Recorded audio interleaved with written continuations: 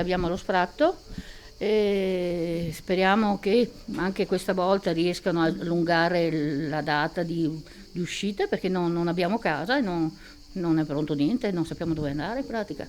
Non abbiamo una sistemazione pronta per il 15.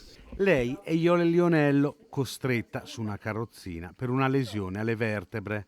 Da 19 anni assiste suo figlio Romano Mandruzzato, ridotto in stato vegetativo dopo un incidente in auto. I due, dopo una travagliata storia familiare, hanno ricevuto lo sfratto dalla cognata di Romano e il 15 luglio dovrebbero abbandonare la casa di Vo in provincia di Padova. Non sanno però dove andare. La sistemazione che offre il comune uganeo non è adatta alle loro necessità.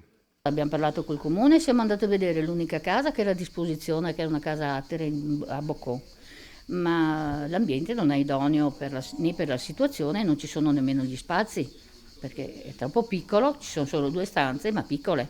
Di conseguenza non c'è lo spazio né perché ci siano i letti e nemmeno per fare le manovre, per metterlo a letto. E casa c'è solo quella. E soprattutto abbiamo bisogno degli spazi da portarlo da carrozzina a letto carrozzina, tenendo presente che questo non è già una lunghezza, insomma, e dopo va aperto, la base sotto va aperta per poter inserire dentro la carrozzina. Certo. E quindi ci vuole spazio. Iole non vuole che suo figlio sia costretto ad essere ricoverato in un istituto, cosa che non ha fatto in questi 19 anni. La data del 15 luglio si avvicina e le soluzioni ancora non ci sono per Iole e suo figlio Romano.